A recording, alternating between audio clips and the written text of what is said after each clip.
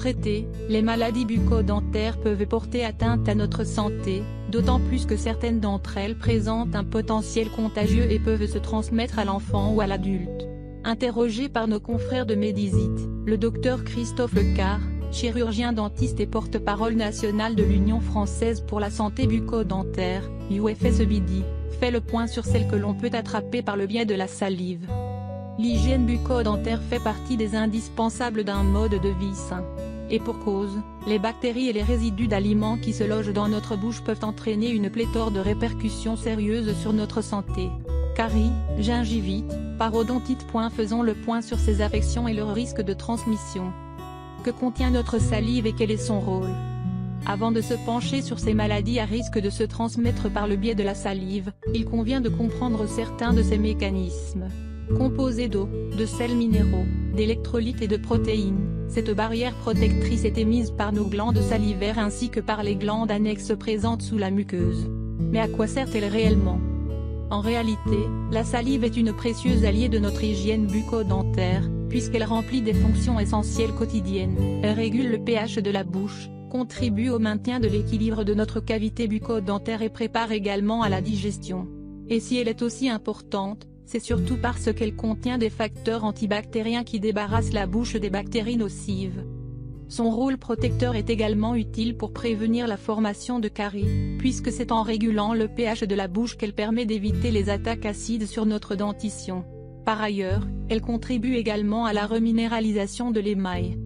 Les maladies bucco-dentaires sont-elles contagieuses? À cette question, le docteur Christophe Lecard répond par l'affirmative, notamment lorsqu'il s'agit de caries et de parodontite. Dans un article de nos confrères de Médizit, l'expert explique les mécanismes qui opèrent lorsque ces affections sont présentes. Pour la carie par exemple, le docteur Lecard évoque un risque entre adultes, bien qu'il estime que celui-ci soit très faible. Il souligne en revanche une transmission importante de l'adulte à l'enfant jusqu'à ses 3 ans. Les bactéries cariogènes qui entraînent la carie présente chez l'adulte peuvent coloniser les bouches des jeunes enfants à travers une cuillère sucée ou une tétine nettoyée avec sa propre salive, explique le chirurgien dentiste. De ce fait, les parents doivent faire preuve de vigilance sur ces gestes du quotidien, tout en favorisant une bonne hygiène dentaire pour protéger sa santé. Pour ce qui est de la parodontite, l'expert révèle que la transmission peut se produire par un simple baiser. Cette condition qui se caractérise par une infection de l'os entourant les dents et de la gencive découle généralement d'une gingivite non soignée. Dans ce sens, le docteur Lecard conseille aux individus souffrant de symptômes tels qu'un déchaussement des dents et à leurs proches de se faire suivre par un professionnel de santé. Quid de la gingivite? De manière générale, la gingivite n'est pas considérée comme une affection contagieuse, mais la réponse dépendra souvent des experts interrogés. Selon Jennifer Archibald, dentiste généraliste certifiée au Canada et éditrice médicale pour Healthline, la salive joue un rôle protecteur contre les bactéries et il est peu probable de développer une gingivite après avoir embrassé une personne. Toutefois, il existe une catégorie d'individus qui pourraient y être plus susceptibles, notamment ceux qui souffrent d'une mauvaise hygiène bucco-dentaire.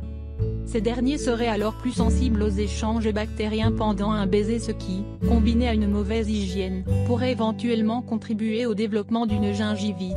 Un avis partagé par le Dr Tim Pruitt, dentiste américain qui explique au magazine Self que le meilleur moyen de se protéger est de maintenir une hygiène bucco-dentaire irréprochable.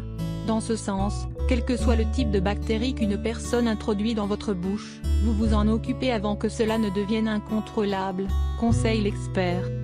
Les bons gestes pour préserver une bonne hygiène bucco-dentaire. Pour une hygiène bucco-dentaire optimale, il est nécessaire de se montrer constant et régulier dans les soins que l'on entreprend.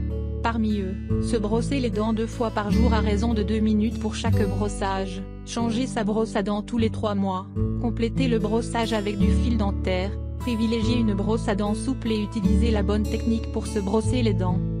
Des visites régulières chez le dentiste, au moins 1 fois par an, sont fortement recommandées pour traiter les caries à temps et prévenir la dégradation de la santé bucco-dentaire en cas d'affection.